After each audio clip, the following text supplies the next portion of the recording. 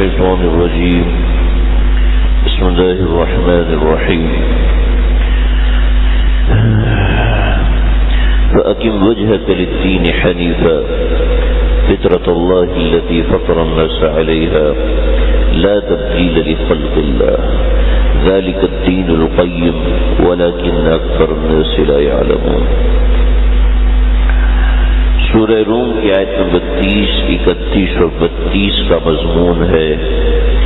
اللہ رب العزت نے یہاں پر انسان کی فطرت کے بارے میں ذکر کیا۔ فَأَقِمْ سیدھا رہ، وجہ کا یعنی اپنے چہرے کو سیدھا رکھ، اپنا رخ سیدھا رکھ، للدین حنیفا، اس دین کے لیے جو کامیابی والا دین ہے، فطرت اللہ التی فطر الناس علیہا، اللہ تعالیٰ کی فطرت پر، جس فطرت پر اللہ نے انسان کو بنایا ہے۔ لا تبدیل لخلق اللہ، اور اللہ لا تبدیل لخلق اللہ، اور اس فطرت کو اللہ، اس خلقت کو اللہ تبدیل نہیں فرماتے۔ ذالک الدین القیم، اور یہی مضبوط راستہ ہے۔ ولکن اکثر الناس لا یعلمون، اکثر لوگ نہیں جانتے۔ سمجھا دیا کہ ہر انسان کو اللہ رب العزت نے ایک ملکہ اندر عطا فرمایا، ایک طاقت انسان کے اندر موجود ہے۔ اس طاقت کی بنیاد پر انسان صحیح غلط کا فیصلہ کر سکتا ہے، اور وہ چیز اللہ نے انسان کی فطرت میں ڈالی ہے۔ امام اعظم امام ابو حنیفہ فرماتے تھے کہ ایک شخص اگر جنگل میں پیدا ہوا ہے اور اس کا کسی دوسرے انسان سے واسطہ زندگی میں کبھی بھی نہیں ہوا جو اس کو بتا سکے کہ صحیح دین کون سا ہے، تو ایسا شخص بھی اپنی فطرت سے صحیح دین کو پہچان لے گا۔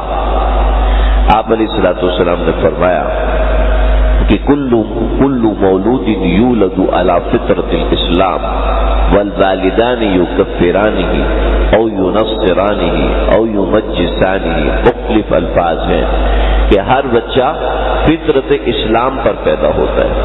ہر بچہ فطرت اسلام پر پیدا ہوتا ہے، یعنی پیدائشی طور پر وہ مسلمان ہوتا ہے، چاہے وہ ہندو کے گھر میں پیدا ہو، چاہے یہودی کے گھر میں پیدا ہو، چاہے مسلمان کے گھر میں۔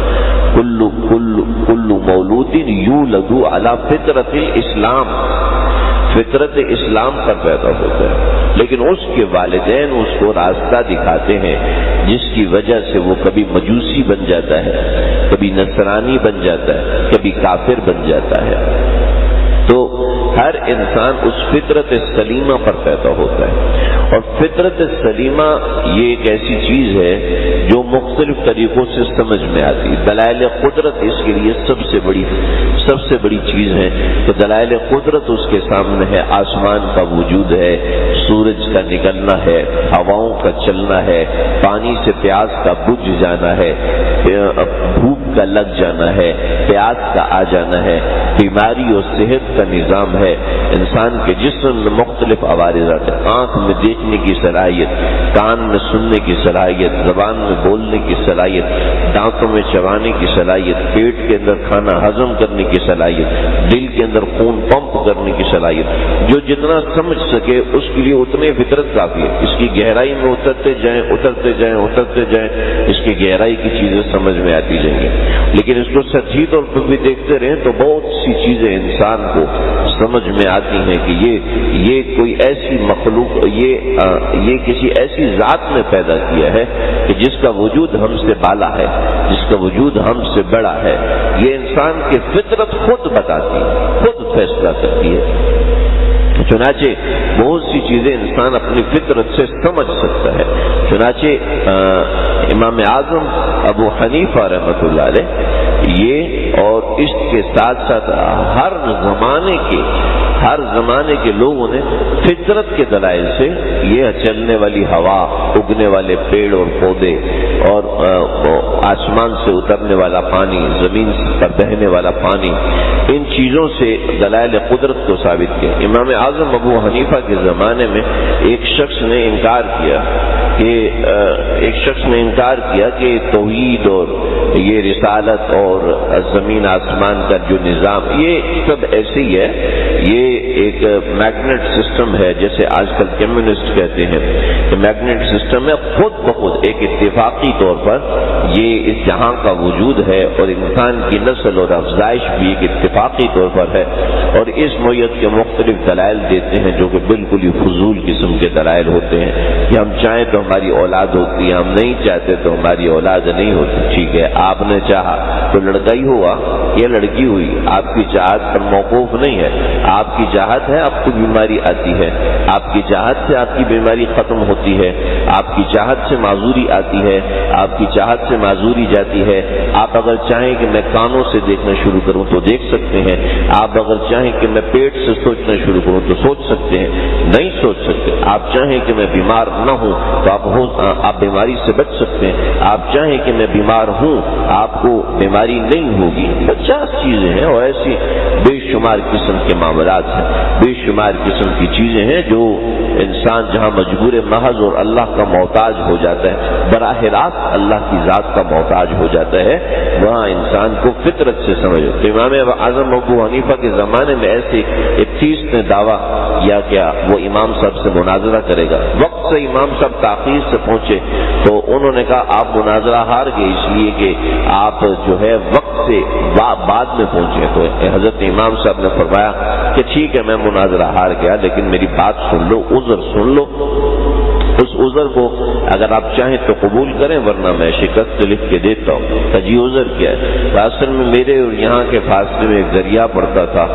میں دریا کے کنارے آئے تو کشتی نہیں تھی، لیکن تھوڑی دیر میں نے دیکھا کہ خود بخود درخت کٹنا شروع ہوئے، پھر لکڑیاں خشک ہوئیں، پھر خود بخود کہیں سے میخوں کا وجود پیدا ہوا، اور پھر وہ میخیں لکڑی کے تختوں کے اوپر لگی، اور تھوڑی دیر میں دیکھ کے حیران رہ گئے کہ کشتی تیار ہوگی۔ پھر وہ کشتی چلتی ہوئی میرے پاس آئی اور میں اس میں بیٹھا ہوں، اور پھر بیٹھنے کے بعد وہ کشتی چلتی ہوئی مجھے یہاں پر لے کر آ گئی۔ تو وہ کہنے لگا کہ مناظرے میں شکست کی وجہ سے ان کا دماغ تو نہیں خراب ہوگا، یہ کیسی باتیں کر رہے ہیں؟ ارے بھائی کوئی کشتی بغیر ملاح کے چل نہیں سکتی، کوئی کشتی بغیر بڑائی کے بن نہیں سکتی، تو یہ کیسے بن گئے؟ تو فرمایا کہ میرے دماغ کے حوالے سے تو آپ کو اشکال ہو رہا ہے، لیکن اپنے دماغ کے حوالے سے آپ کو کوئی اشکال نہیں کہ کائنات خود بخود بن گئی، آپ خود بخود پیدا ہو گئے، اتفاقاً آپ پیدا ہوئے۔ آپ نے تو گدھا بننا تھا، وہ غلطی سے آپ انسان بن گئے ہیں، ایسا تھوڑی ہے، اتفاقاً آپ انسان بن گئے، ورنہ تھوڑا سا ڈیفیکٹ ہو جاتا تو آپ خچر بن جاتے وغیرہ وغیرہ۔ تو یہ سنا تو وہاں سے بھاگا۔ تو فطرت کے جتنے بھی دلائل ہیں یہ سارے اللہ کی وحدانیت کے اوپر دلائل، اللہ کے وجود پہ دلائل اور وحدانیت پہ دلائل، ان سب کا مستقیم ہو کر چلنا، ان کا سیدھا ہو کے چلنا۔ چنانچہ منیبین الیہ، اسی سے لو لگاؤ، واتقوہ، اور اسی سے ڈرو، اور ڈرنے کی علامت کس طریقے سے ظاہر ہوگی؟ ویسے ہوگی کہ اقیم الصلاۃ، تم نماز کو قائم کرو، ولا تکونوا من المشرکین، اور مشرکوں میں سے مت ہو جاؤ، من الذین، اور مشرکوں کے علاوہ کچھ ایسے لوگ بھی ہیں، الذین فرقوا دینہم وکانوا شیعا، کہ جنہوں نے اپنے دین کو ٹکڑے ٹکڑے کیا، وکانوا شیعا، اور وہ فرقوں میں تبدیل ہو گئے۔ کل حزب بما لدیہ فرحون، اور ہر فرقہ یہ سمجھتا ہے کہ ہر فرقہ اپنے اعمال کے اندر بالکل خوش اور مسرور ہے۔ فرقوں سے یہاں پر ہمارے وہ حضرات جن کا علم دین سے کوئی واسطہ نہیں ہوتا، وہ عجیب و غریب قسم کی تشریح ایسی کرتے ہیں کہ خود ایک نیا فرقہ لے کے کھڑے ہو جاتے ہیں کہ بھئی فلاں بھی کافر ہے، دیوبندی بھی کافر ہے، وہابی بھی کافر ہے، اہل حدیث بھی کافر ہے، اور جماعت اسلامی بھی کافر ہے، فلاں صرف میں اکیلا مسلمان۔ نعوذ باللہ من ذالک، نعوذ باللہ من ذالک۔ کہ دیکھو جی اللہ نے ایک فرقوں کا، یہ دیکھو یہ سارے فرقے، یہ سارے فرقے۔ آپ علیہ الصلوۃ والسلام نے فرمایا کہ بنی اسرائیل میں 72 فرقے تھے، میری امت میں 73 فرقے ہوں گے، اور ان میں سے ایک برحق ہوگا۔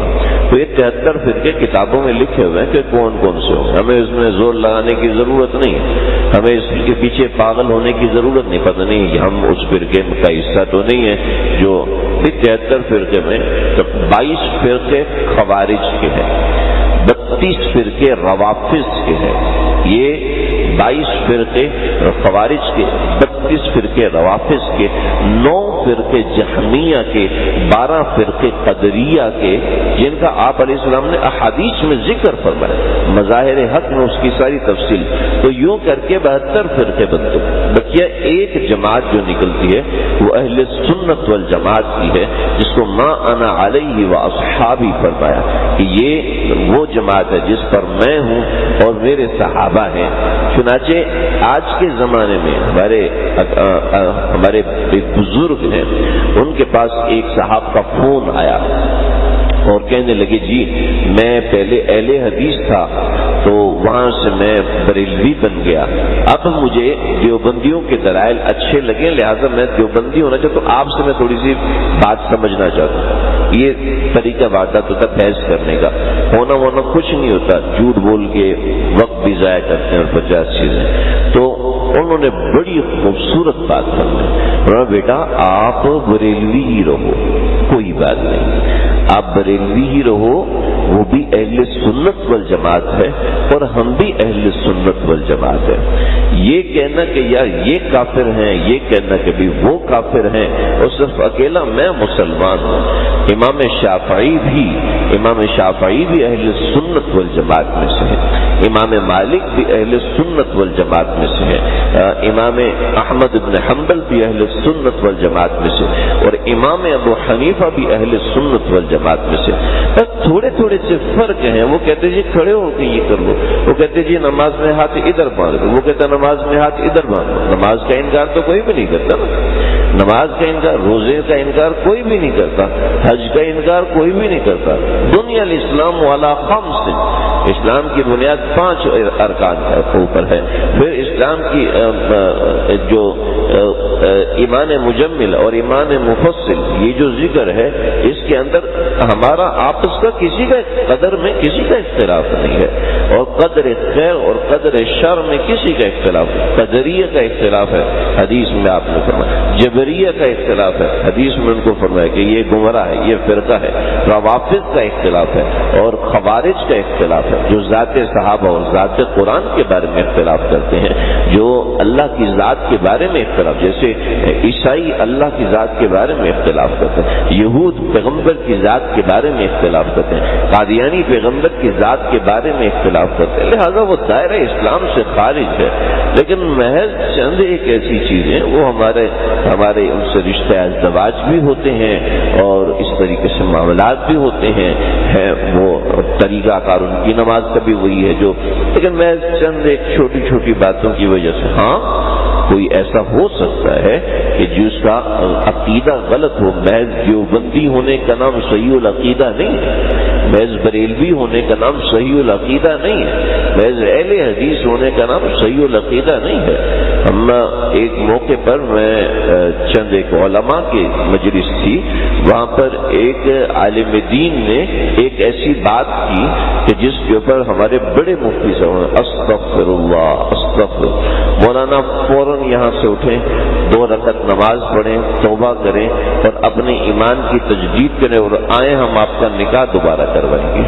کہ بات یہ ہے کہ انسان منہ سے کبھی ایسی بات نکال دیتا جس سے اسلام دائرہ اسلام سے خارج ہو جاتا ہے۔ ہم نے یہ ٹھیکہ اٹھایا ہے کہ ان کو بھی کافر بنانا ہے، ان کو بھی کافر بنانا ہے، یہ نہیں، یہ ہاں اتنا سمجھ لیجیے، کل حزب بما لدیہ فرحون، جن مسائل میں اختلاف ہے اس کو ذرا میں سمجھا دوں، اس کو بات واضح ہو جائے۔ جو مسائل ایسے ہیں قرآن میں آئے ہیں، جو مسائل ایسے حدیث میں آئے ہیں، اس کے اوپر امت میں کسی کا اختلاف نہیں، بات واضح کر دی۔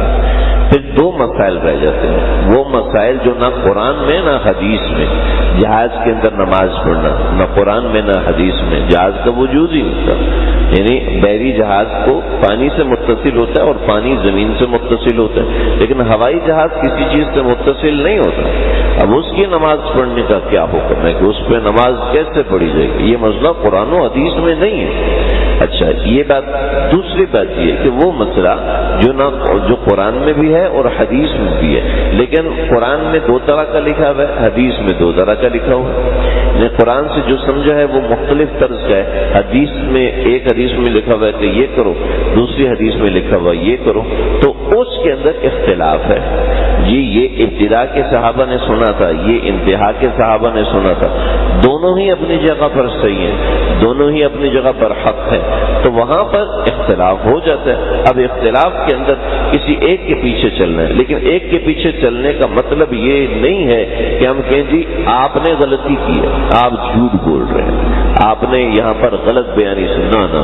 ہم یہ کہتے ہیں کہ ہمارا یہ فیصلہ ہے، لیکن ہمیں امکان ہے کہ اس میں ہم سے غلطی ہوئی ہے. اس کو محتمل خطا کہتے ہیں، اس میں ہو سکتا ہے ہم سے غلطی ہوئی ہو، اور یہ جو فیصلہ ہے یہ آپ کا ہو سکتا ہے کہ ٹھیک ہو، لیکن ہم اس کو قابل ترجیح سمجھتے ہیں. بس اتنا سا اختلاف ہے، اور اتنے سے اختلاف کے پیچھے کافر کہنا اور یہ صحیح نہیں. البتہ اس کے ساتھ دوسرے کا ادب احترام، دوسرے کی عزت اور دوسرے کے مسلک کو صحیح سمجھنا کہ بھئی یہ لوگ بھی صحیح ہیں اور یہ لوگ بھی صحیح ہیں، نہ یہ کافر ہیں اور نہ یہ کافر اور نہ میں کافر ہوں. اور اس چیز سے فرقے بازی نہیں ہوتی. ہاں جماعت بن جاتی ہے کہ بھئی ایک جماعت اس طریقے پہ چلتی ہے، مکتبہ فکر ہے، اور یہ ایک مکتبہ فکر ہے کیونکہ ان کے اصول یہ ہیں وہ بھی قرآن سے نکلے ہوئے ہیں، ان کے اصول یہ ہیں وہ بھی قرآن سے نکلے ہوئے ہیں، ان کے اصول یہ ہیں وہ بھی قرآن سے نکلے ہوئے فقہا نے مرتب کیے، تو میرے جیسے اہل غیرے نے منتخب نہیں کیے. تو من الذین فرقوا کے اندر ہرگز یہ نہ سمجھے. آج کل سوشل میڈیا پہ بیٹھے اسکالر اس کے اندر سب کو رگڑ رہے سوائے اپنے کہ میرے علاوہ باقی سارے یہ فرقے ہیں، ہر ایک کو فرقہ بنا دیو، ہر ایک کو کافر بنا دے. یہ بات انتہائی نامناسب ہے. اور یہ جو میں نے آپ کے سامنے تشریح یہ میں نے کو اپنے پیٹ سے عرض نہیں کی، فقہا نے مفسرین نے یہی تفسیر اپنی تفاسیر میں لکھی ہے، چاہے مظہری دیکھیں، چاہے ابن کثیر دیکھیں، چاہے معرف القرآن دیکھیں یا طبرانی دیکھیں یا بڑی بڑی مطولات دیکھیں. جس بات کا خلاصہ میں نے ذکر کیا وہ سب یہ ہے. مظاہر حق کے اندر علامہ صاحب نے یہ تفصیل لکھی ہے، اور کئی تقریباً 7-8 صفحات میں یہ تفصیل لکھی ہے، جس کا میں نے خلاصہ چند لفظوں میں ذکر کیا، اور باقاعدہ انہوں نے فرقوں کے نام اور واضح کیے کہ یہ کون سا فرقہ کب وجود میں آیا اور کب اس کا وجود ختم ہوا، اور اس طریقے سے یہ چیزیں ہیں. تو جیسے اہل تشیع روافض ہیں، ان کا ایک فرقہ آغا خانی ہے، ایک فرقہ بہری ہے، ایک فرقہ شیعہ ہے، ایک فرقہ علوی ہے، ایک فرقہ کاظمی ہے. تو اس طریقے سے ہاں اس میں کچھ فرقے ہیں جو کہ جائز، جیسے زیدیہ ہے وہ جائز ہے، اور اس طریقے سے اور بہت تفصیل ہے. مولانا نافع صاحب رحمۃ اللہ علیہ نے اس حوالے سے تفصیل لکھی ہے. تو اس میں بہت سی ایسی تو من الذین فرقوا دینهم وکانوا شیعا کل حزب بما لدیہم فرحون، کہ ہر فرقہ اپنے اس میں مطمئن ہے. اس میں ہرگز یہ نہ سمجھے کہ یہ مسلمان اور یہ پاک و ہند کے لوگ مراد ہیں، ایسا نہیں ہے، بلکہ یہاں سے وہ مشرکین اور عیسائی اور اس نوعیت کے لوگ مراد ہیں. اللہ سمجھنے کی توفیق عطا فرمائے.